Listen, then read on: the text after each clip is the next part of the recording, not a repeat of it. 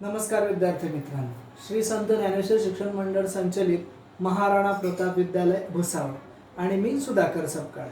आज आपण इयत्ता 9वी विषय इतिहास आणि त्यातला जो आपला धडा आहे शैक्षणिक वाटचाल, त्यातील आपण काही मुद्दा पाहणार आहोत. आधीचे आपण पाहिले कोठारी आयोग असतील, मग बरोबर त्याच्यातील जे उच्च शिक्षण असेल, कोठारी आयोगाची वैशिष्ट्ये असते शिक्षणाची, ती आपण पाहिली. आणि त्यातीलच एक मुद्दा आपण या टॉपिकमध्ये घेतलेला आहोत, इंदिरा गांधी राष्ट्रीय मुक्त विद्यापीठ. बघा, इंदिरा गांधी राष्ट्रीय मुक्त विद्यापीठ. मग आता याचा आपण अभ्यास करणार आहोत. देशातील सर्वसामान्यांच्या घरात ज्ञानगंगा पोहोचावी म्हणून मुक्त विद्यापीठाची स्थापना करण्यात आली. आता तुम्ही म्हणाल की सर, मुक्त विद्यापीठ म्हणजे नेमकं काय? आपण या मुद्द्यामध्ये ते पाहणार आहोत. मग या विद्यापीठाची स्थापना करण्यात आली. मग संयुक्त राष्ट्र संघाने 1970 केव्हा तर आपण पाहू शकतो 1970 या सालला किंवा या साली किंवा या वर्षी जागतिक शैक्षणिक वर्ष म्हणून त्यांनी घोषित केले. जागतिक शैक्षणिक वर्ष म्हणून त्यांनी घोषित केले. मी पुन्हा का म्हटलं? कारण असे प्रश्न आपल्याला पुढे जेव्हा आपण कॉम्पिटिटिव्ह एक्झाम देत असतो तेव्हा आपल्याला महत्त्वाचे असतात. बरोबर आहे. मग सामान्य लोकांच्या घरापर्यंत ज्ञानगंगा पोहोचावी म्हणून जी मुक्त विद्यापीठ आहे ती स्थापन करण्यात आली. पण अजून एक महत्त्वाची गोष्ट की 1970 हे जागतिक शैक्षणिक वर्ष म्हणून घोषित करण्यात आले राष्ट्र संघाकडनं, संयुक्त राष्ट्र संघाकडनं. मग याच वर्षी भारत सरकारचे शिक्षण व समाज कल्याण खाते, माहिती प्रसारण खाते आणि विद्यापीठ अनुदान आयोग या व युनेस्को यांच्या संयुक्त विद्यमाने मुक्त विद्यापीठाची संकल्पना मांडण्यात आली आणि या धर्तीवरती मुक्त विद्यापीठे सुद्धा स्थापन करण्यात आली. आणि इथेच आपण पाहू शकतो की विषयावर नवी दिल्ली येथे चर्चासत्र घेण्यात आले आणि या चर्चासत्रातून मुक्त विद्यापीठाची जी संकल्पना आहे ती जन्माला आली आणि मग असं ठरवण्यात आलं की मुक्त विद्यापीठ स्थापन करण्यास हरकत नाही. आणि म्हणून आपण पाहू शकतो की त्यातूनच मग इंदिरा गांधी राष्ट्रीय मुक्त विद्यापीठाची जी संकल्पना आहे, स्थापना आहे, ती करण्यात आलेली आहे. पुढे मग 1974 मध्ये सरकारने पी पार्थ सारथी यांच्या अध्यक्षतेखाली मग एक समिती नेमली आणि या समितीने त्यांच्या सूचनेनुसार, शिफारसीनुसार 20 सप्टेंबर 1985 रोजी मुक्त विद्यापीठ आकारास आले. मुक्त विद्यापीठाची संकल्पना मी तुम्हाला समजावून सांगणारच आहे आणि प्रधानमंत्री इंदिरा गांधी यांच्या नाव त्या विद्यापीठाला देण्यात आले. मग मुक्त विद्यापीठ म्हणजे काय तर आपण पाहू शकतो की ज्या मुक्त विद्यापीठात किंवा ज्यांना समजा शैक्षणिक प्रवाहामध्ये शिक्षण घेणे शक्य झाले नाही, परिस्थिती अभावी म्हणा किंवा पैशा अभावी म्हणा, त्यांना शिक्षण करता आलं नाही, पण शिक्षणाची उमेद त्यांच्या मनात अजून कायम आहे, त्याच्यासाठी राष्ट्रीय किंवा इंदिरा गांधी राष्ट्रीय मुक्त विद्यापीठ अतिशय महत्त्वाचा मार्ग आहे. विद्यार्थी मित्रांनो, या मुक्त विद्यापीठात ज्यांना औपचारिक पद्धतीने महाविद्यालयीन शिक्षण घेता आले नसले तरी त्यांच्याकडून प्रवेशासाठी पात्रता व वय व अन्य अटींमध्ये सूट देण्यात आली आणि विद्यापीठाने 1990 मध्ये मग आकाशवाणी असेल, मग दूरदर्शनच्या माध्यमातून दृकश्राव्य पद्धत असेल, परत त्याचबरोबर शिक्षण कार्यक्रम सुरू त्यांनी केला. बरोबर.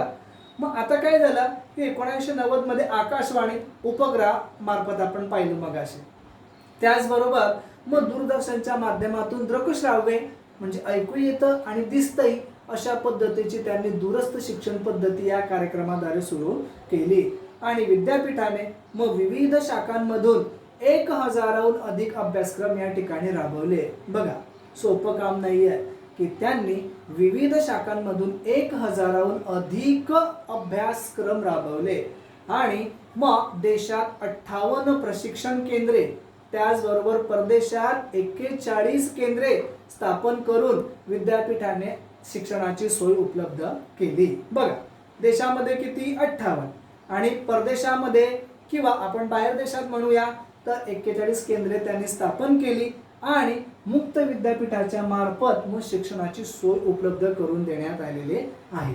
मग कोणासाठी? की जी लोक शैक्षणिक प्रवाहामध्ये आहेत पण त्यांचं शिक्षण खंडित झालेलं आहे, त्यांना काही कारणास्तव शिक्षण घेता आलं नाही, पण ते नंतर शिक्षण घेऊ इच्छित आहे, त्यांच्या मनामध्ये कुठेतरी उमेद आहे की आम्हाला शिकायचं आहे, मग त्यांनी पुन्हा त्या विद्यापीठात ॲडमिशन घेऊन त्याकडे शिक्षणाला सुरुवात करावी, अशा प्रकारचं हे विद्यापीठ होय. बरोबर. मग आता आपण पाहू शकतो की संशोधन संस्था म्हणजे विज्ञानाचा आपण पाहूया. स्वातंत्र्योत्तर काळात देशात वैज्ञानिक संशोधकांना चालना द्यावी व त्या संशोधकांचा लाभ सर्वांपर्यंत पोहोचावा म्हणून 1950 मध्ये council of scientific and industrial research या संस्थेची स्थापना झाली. म्हणजे एक प्रकारे council of scientific and industrial research या संस्थेची स्थापना झाली. तर काय झाली, तर त्यामधनं आपल्याला एक जे शोध असतील, जे काही लाभ असतील ते सर्वांपर्यंत पोहोचावे म्हणून. आणि मग पदार्थ विज्ञान असेल, रसायनशास्त्र असेल, औषध असेल, अन्न प्रक्रिया असतील, खाणकाम असेल, इतर काम, वाहन काम असेल, काही मग मेंटेनन्स असेल, या अशा क्षेत्रांमध्ये संशोधन सुरू झाले आणि या संस्थेमार्फत संशोधनाचा लाभ भारतातील उद्योगांना व्हावा म्हणून औद्योगिक संस्थांबरोबर करार करण्यात आलेला आहे.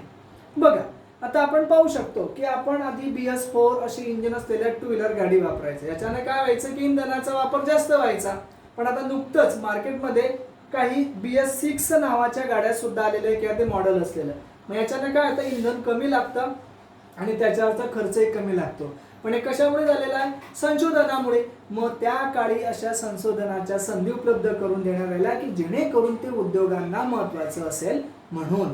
पुढे मग आता या संस्थामार्फत संशोधनाचा लाभ भारतातील उद्योगांना व्हावा म्हणून औद्योगिक संस्था बरोबरच करार करण्यात आले आणि त्यामुळे भारताची आयात कमी होऊन परकीय चलनाची बचत झाली. म्हणजे आपण जो आपल्याला लागणारा माल आहे तो परदेशामधून न आणता आपल्या भारतामध्येच तयार करावा. आणि या करण्याचं कारण काय आहे की आपलं जे चलन आहे ते काय होईल, तर परकीय चलनाची बचत होईल. म्हणजे आपला पैसा त्या स्वरूपात बाहेर जाता कामा नये. बरोबर आहे. आणि उच्च शिक्षणासाठी मग परदेशात गेलेल्या विद्यार्थ्यांना भारतात परत येण्यासाठी या संस्थेची किंवा या संस्थेच्या प्रयोगशाळांनी महत्त्वाची भूमिका बजावलेली आहे. बरोबर. आता समजा या संस्थांनी काही प्रयोगशाळा काढल्या, मग बऱ्याच वेळा आपले जे विद्यार्थी होते ते परदेशात गेले, त्यांनी शिक्षण घेतलं, पण ते परत या प्रयोगशाळांच्या माध्यमातून भारतामध्ये आले आणि त्यांच्या संशोधक वृत्तीला एक प्रकारे चालना मिळाली. बरोबर आहे की नाही. पुढे मग या संस्थेने मतदानाकरिता बोटाला लावण्यात येणारी शाई. बघा, तुम्ही अजून मतदान काही केलेलं नाही आहे, मतदान आम्ही केलेलं आहे. आपण जेव्हा मतदान करायला जातो तेव्हा बोटाला शाई लावण्यात येते. ती शाई निघत नाही, बराच दिवस ती निघत नाही, ती तशीच असते, कारण ती मतदाराची ओळख पटावी म्हणून ते असतं किंवा कोणी दुबार मतदान करू नये म्हणून ती शाई लावली जाते. मग अशी शाई यांनी संशोधन केली, शोधली. हिवताप असेल, हत्तीरोग असेल, क्षयरोग असेल, याच्यावरील औषध असतील व त्याचबरोबर पाणी शुद्धकरण तंत्रज्ञान, बांबू उत्पादन या काळात किंवा उत्पादन काळात कपात या गोष्टी केल्या. आणि DNA, फिंगर प्रिंटिंग तंत्रज्ञान भारतात सर्वप्रथम वापरणे, अंदमानातील आदिवासींचा जनुकीय अभ्यास करून त्या जमाती 60,000 वर्ष जुन्या आहेत हे सिद्ध करणे, त्याचबरोबर भूकंपाच्या आगाऊ सूचना मिळवणे इत्यादी गोष्टी या संस्थेने केलेल्या आहे. आपण पाहिलं की मतदानाची शाई असो, मग हिवताप असो, हत्तीरोग असो, बांबू उत्पादन असो किंवा असे भरपूर प्रकल्प असो, या गोष्टीमध्ये या संस्थेने किंवा या संकल्पनेने बरेच महत्त्वाचे योगदान दिलेले आहे. DNA असो, DNA म्हणजे की एखाद्या गोष्टीचा तळागाळाशी जाऊन आपण घेतलेला शोध, त्याला आपण DNA म्हणतो. त्याचा लॉंग फॉर्म वेगळाही असेल. पण त्याचबरोबर अजून आपण पाहू शकतो की अंदमान निकोबारमध्ये किंवा त्या अंदमान त्या बेटावरती जे आदिवासी असतात त्यांच्या जनुकीय अभ्यास करून ती जमात 60,000 वर्षी जुनी असेल असे सिद्ध करणे, भूकंपाची आगाऊ माहिती आपल्याला मिळणे असे संशोधन करण्यात आले. विद्यार्थी मित्रांनो, कडुलिंबाचा कीटकनाशक म्हणून वापर करणे, जखम बरी करण्यासाठी हळदीचा वापर, तांदळाच्या जाती संदर्भात स्वामित्व म्हणजे पेटंट या गोष्टीमध्ये CSIR या संस्थेने महत्त्वाची भूमिका बजावलेली आहे.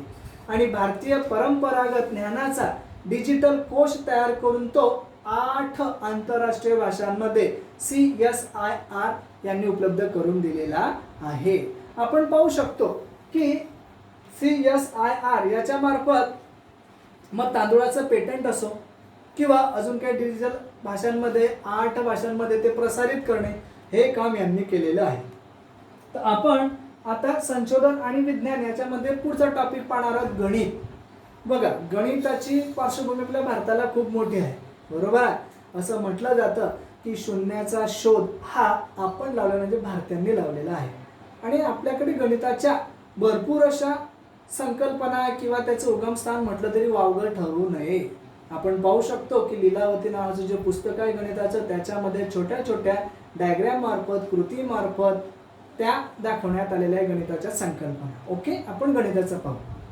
गणित मग तामिळनाडूमधील national institute for research in the mathematical and physical science ही संस्था 1962 मध्ये स्थापन झाली होती आणि गणित विषयातील सर्वोच्च संशोधनाला या संस्थेने चालना मिळालेली आहे.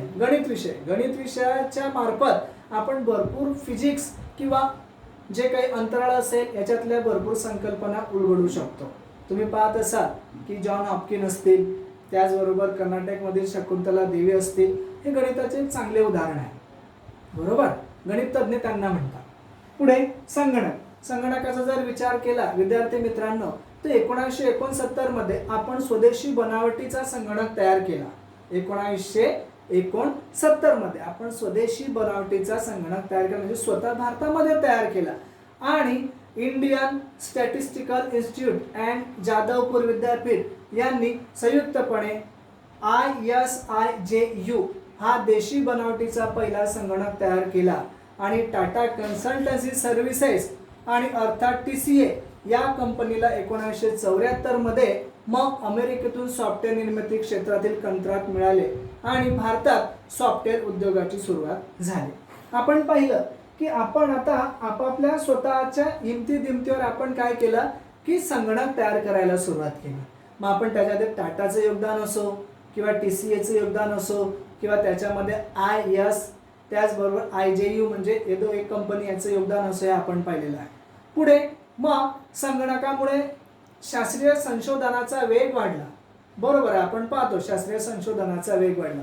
मग 1987 मध्ये अमेरिकेने भारताला महासंगणक देण्यास नकार दिला. मी आधीच म्हटलंय मागच्या व्हिडिओमध्ये की काही देशांनी आपल्याला तंत्रज्ञान देण्याचं मान्य केलं, काहींनी मान्य केलं नाही. हा त्यातला प्रकार की अमेरिकेने आपल्याला मग 1987 साली महासंगणक देण्याचं नाकारलं.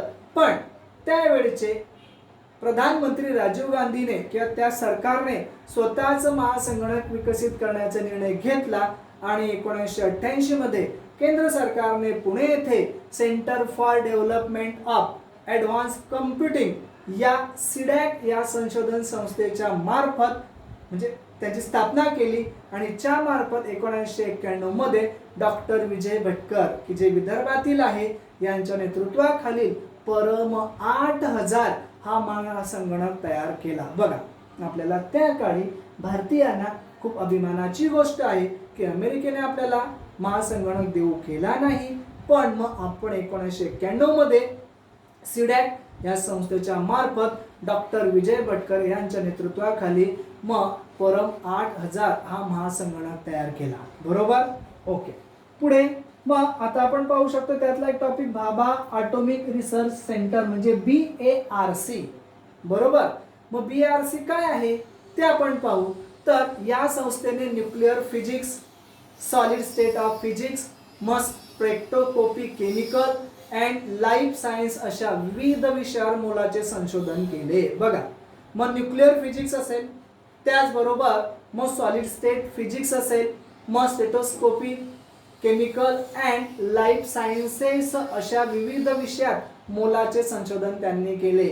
अणुभट्टी निर्मितीसाठी शास्त्रज्ञांना प्रशिक्षण देण्यासाठी ट्रेनिंग स्कूल काढण्यात आले, बरोबर. ओके, आता आपण पाहूया अभियांत्रिकी. अभियांत्रिकी म्हणजे काय, तर IIT तुम्ही ऐकतात IIT की आपण समजा JEE किंवा नीटची परीक्षा दिली तर आपल्याला ही कॉलेजेस BE वगैरे साठी रेफर केली जातात, बरोबर.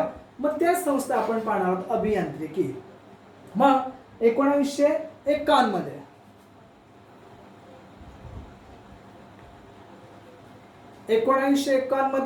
मग पश्चिम बंगालमधील खरगपूरमध्ये भारतातील पहिली इंडियन इन्स्टिट्यूट ऑफ टेक्नॉलॉजी म्हणजे IIT या संस्थेची स्थापना करण्यात आली पश्चिम बंगालमधील खरगपूर येथे. मग भारतात अभियांत्रिकीच्या सर्व शाखांमधील उच्च व प्रगत शिक्षण उपलब्ध होऊन देण्याची गरज भागवावी हा या संस्थेचा उद्देश होता. मग त्याप्रमाणे पवई म्हणजे मुंबई, चेन्नई, कानपूर नंतर नवी दिल्ली येथील अभियांत्रिकी महाविद्यालयाचे IIT मध्ये रूपांतर करण्यात आले आणि या संस्थेच्या उभारणीकरता सोव्हिएत युनियन, अमेरिका, जर्मनी आणि युनेस्को यांनी मदत केलेली आहे. बघा मी जी नावं घेतली आता की जे काही अभियांत्रिकी होती म्हणजे मुंबईचं असेल पवई, चेन्नई, कानपूर, नवी दिल्ली इथे जे अभियांत्रिकी विद्यालय होते त्यांचं कन्वर्ट मग IIT मध्ये करण्यात आलं. पण ही सगळी प्रक्रिया करत असताना हा सर्व जो खटाटोप सुरू असताना सोव्हिएत युनियन, अमेरिका, जर्मन आणि युनेस्को यांनी आपल्याला मदत केलेली आहे.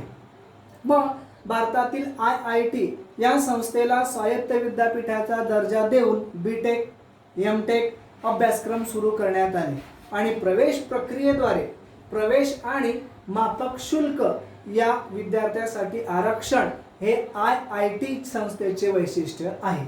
एक प्रवेश प्रक्रिया राबवली जाते. आताच आपण पाहिलं की NIT, NEET हे परीक्षा झाली आणि प्रवेश प्रक्रिया राबवली की माफक शुल्क आणि त्या याच्यावरती आरक्षण याच्यावरती तिथे प्रवेश दिला जातो आणि मग या संस्थेचे ते वैशिष्ट्य आहे. 1970 मध्ये आणि 80 च्या दशकात या संस्थेतील विद्यार्थी मोठ्या प्रमाणात परदेशी जाऊ लागले.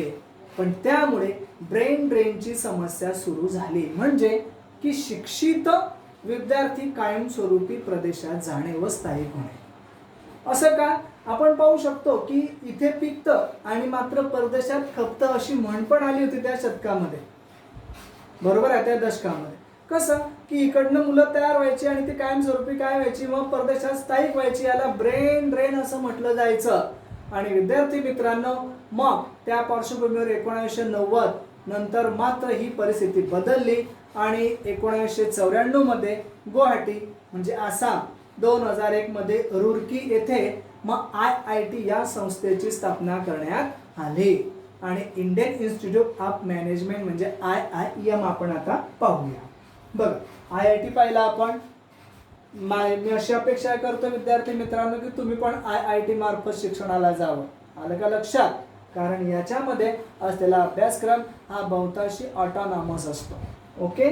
पुढे बघा आता Indian institute of management IIM आपल्याला हे पाहायचं आहे की समजा याच्यामध्ये काय आहे तर IIT मधून उच्च दर्जाचे अभियंते तयार होऊ लागल्यावर मग कुशल दर्जाचे व्यवस्थापक घडवण्यासाठी केंद्र व गुजरात राज्याने अहमदाबाद येथे या संस्थेची स्थापना केली आणि अमेरिकेच्या हार्वर्ड बिझनेस स्कूल या संस्थेवरील किंवा संस्थेच्या उभारणीत यांनी आपल्याला मदत केलेली आहे.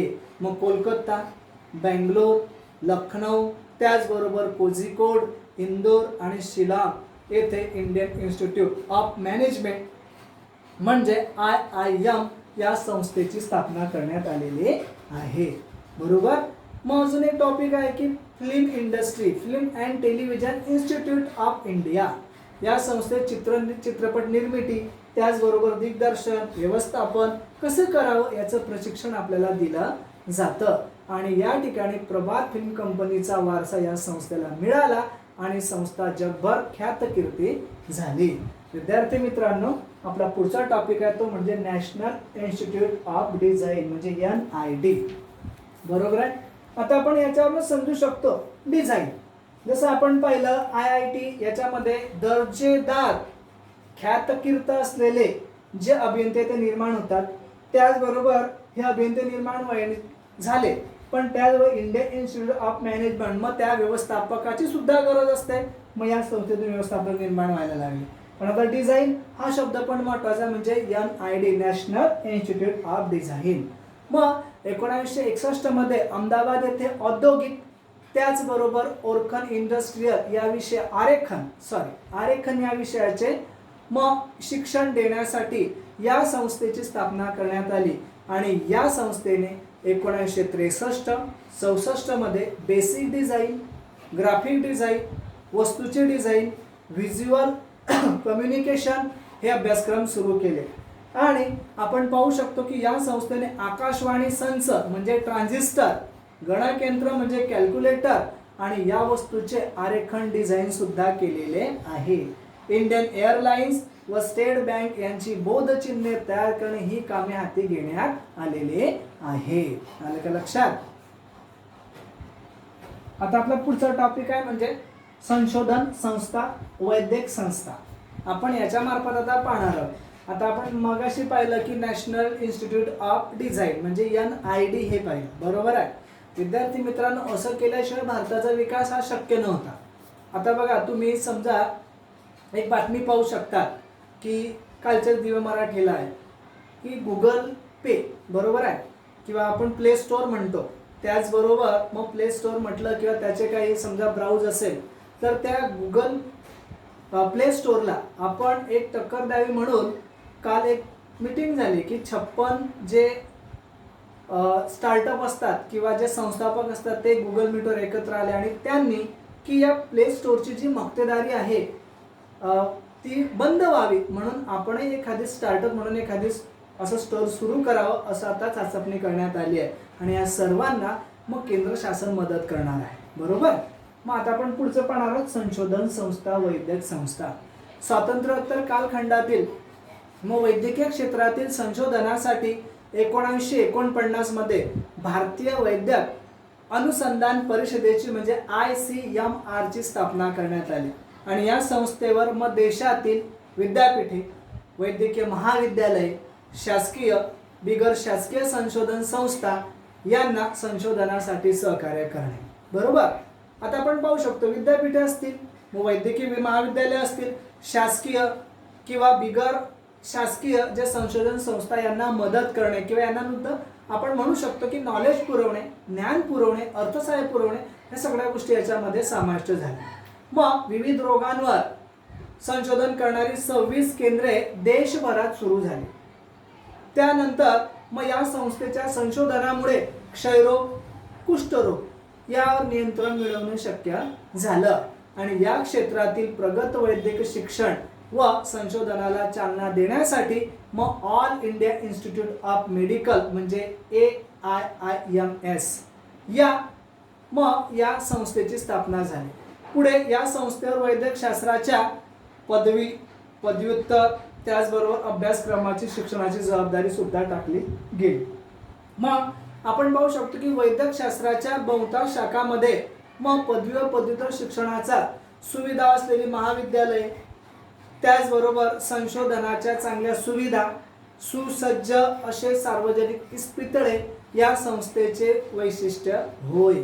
आणि मग सर्वसामान्यांना माफक दरामध्ये वैद्यकीय उपचार उपलब्ध करून देणे, परिचारिकांच्या प्रशिक्षणासाठी स्वतंत्र महाविद्यालय, मग हृदयविकारे, मेंदूविकार, नेत्रविकार या उपचारासाठी सुपर स्पेशालिस्ट मेट्रो या संस्थेने ही केंद्रे काढलेली आहे. आता आपण विचार करत असतो की बरेच जे समजा इस्पितळ आहे त्याच्यामध्ये जी सामान्य माणसं आहे यांना हा उपचार शक्य होत नाही, पण या संस्थेच्या मार्फत मग अशी जी मोठमोठी इस्पितळं तयार करण्यात आली की ज्याच्यामध्ये सामान्य रुग्ण सुद्धा आपला उपचार करू शकतो, असं यांच्यावर सुद्धा ती बंधनं आणि ती जबाबदाऱ्या टाकण्यात आल्या. पुढे सरकारने मग वैद्यकीय क्षेत्राचा अधिक विकास करण्यासाठी 1958 मध्ये मेडिकल काउन्सिल ऑफ इंडिया या संस्थेचे पुनर्गठन केले, म्हणजे तिचं रिनायसन्स केलं. आणि या संस्थेचे वैद्यकीय शिक्षणाच्या गुणवत्तेचे निकष निश्चित करण्यात आले, देखरेख तपासण्याची जबाबदारी यांच्यावर टाकण्यात आली. आपण पाहू शकतो की आपण उपचार करत असताना आयुर्वेद असेल, निसर्ग उपचार असेल, युनानी असेल, होमिओपॅथी असेल, या पद्धतीमध्ये संशोधन व विकास घडवून आणण्यासाठी मग 1969 मध्ये central council for research in India medicine and homeopathy या संस्थेची स्थापना करण्यात आली. आणि 1979 मध्ये या संस्थेचे विसर्जन करून त्याच्याऐवजी 3 नव्या संस्था स्थापन करण्यात आल्या. त्या कोणत्या?